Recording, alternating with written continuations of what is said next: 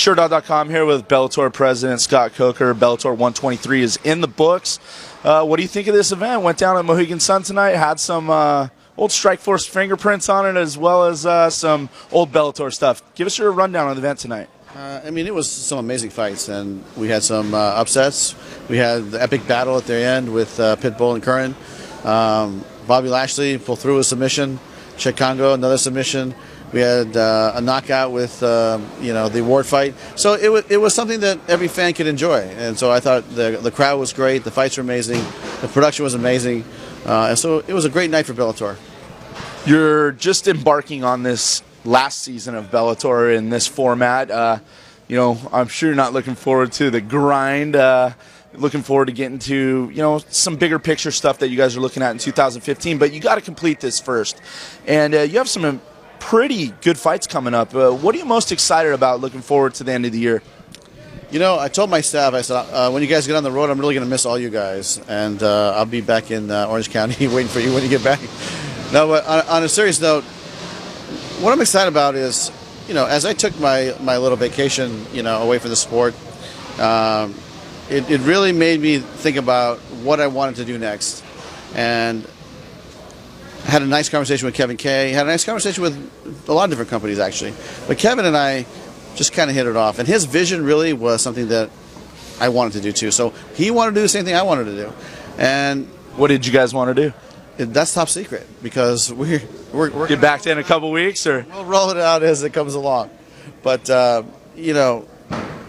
when I went to meet them, I just said, you know what, these guys, they're behind it. They're not just saying, oh, we want to do MMA. They're into it. Every department I met with, I sat down before I signed my deal with them, is passionate about mixed martial arts. They want to be successful. They want to grow this thing to become a huge brand, and they're committed. And I said, okay, well, if you guys are all in, then this is where I want to be, and I'm going to be all in. And then you have all the different departments contributing, not just our inner circle of employees, but also Spike TV, all the Viacom employees, and they were all here tonight. All the guys from Viacom were here. It was great. And the roster that was left here when I came in, I would say was pretty healthy. We're going to sign some new guys and build the fighters from the bottom up. And I think we're really good at that. I mean, look at who we built in the past. And this isn't just in the last 3-4 years. I'm talking, this is my 30th year, or one of my 30th year of being in the fight business. And we've always had to build a new star and the next picture and basically build the next big fight. So we're gonna find these athletes. We're gonna build them. We're going to buy some when they become free agents. And with the existing roster, and you put all this together in the next 6-8 year, you're going to see a brand new league that is going to be formidable. The big show is something we keep hearing from people at Spike and people in Bellator. Want to do big shows, not just the weekly grind. Obviously, that's the end game. How long is it going to take you to get there in 2015? Well, we're committed to doing a show every month that I think will be sizable. It'll have a big headliner fight with solid fights underneath, and then 4 times in 2015 we're going to put on, I would say, fights like this that from top to bottom, stack card. November 15th, the same thing with Tito and Bonnar, but you're going to see Will Brooks fight Chandler. You're going to see depends how Paul Daly does, but if he's not injured in the fight next week, then maybe you'll see him in Lima fight. Maybe Melvin Manhoff and Shlemenko. I mean, there's a lot of great matchups in this company, and we're going to pick 5 or 6 fights, and we're going to put them on there, and we're going to get it on. You mentioned November 15th. You did the big announcement tonight. I don't know if everyone put 2 and 2 together, but you're going the same night Cain Velasquez fights Fabricio Verdum.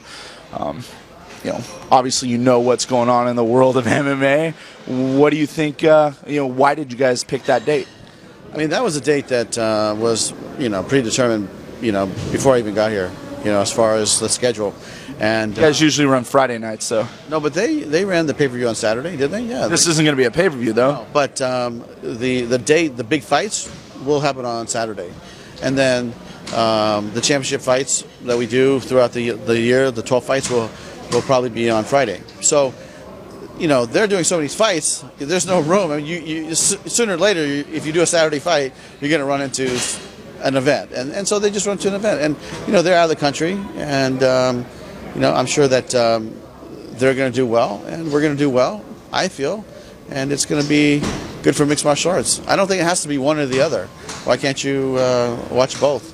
It wasn't one or the other tonight. They ran 10 minutes away here in Connecticut. You guys had an established date. They came in and went on the same date as you. Did you feel like, you guys were competing tonight, and how do you guys feel you matched up? You know what? When we announced the date, then they announced the Foxwoods down the street. I had a conversation with the UFC, and I said, hey guys, what's going on? And really, the person that I worked with over there for 3 years was, he and I became friends, and it was friendly, and we had a great conversation. And he said, look, we had no idea you guys were going to go to the Mohegan Sun, and we were working on this Foxwoods deal, and so it was coincidental, and I believe him. So, but from that point forward, it's like, look, we have a business to run, they have a business to run, and we brought, I think, a great fight card that people wanted to see, and you could tell by the turnout. It was amazing, right?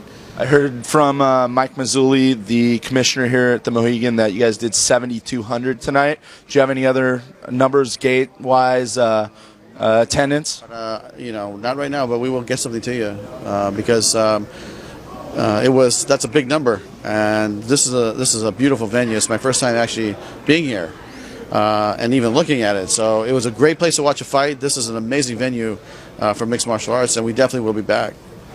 Another thing you announced tonight on the November 15th date in San Diego, it'll be Tito Ortiz taking on Stephan Bonnar. Had a little kerfuffle in the ring tonight during the announcement. Might cost you guys a couple bucks from the commission here.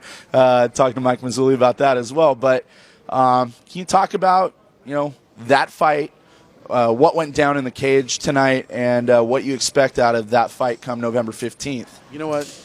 To be honest, we talked to both of them and said, guys, we don't want you touching each other because, the commission said they don't want any shenanigans, right? And we had a conversation with both of them, and they said, okay, fine. And I don't know what it is with McCulley that Tito just set him off, and they must have some real personal beef, which I honestly don't. You probably know more than I do about that.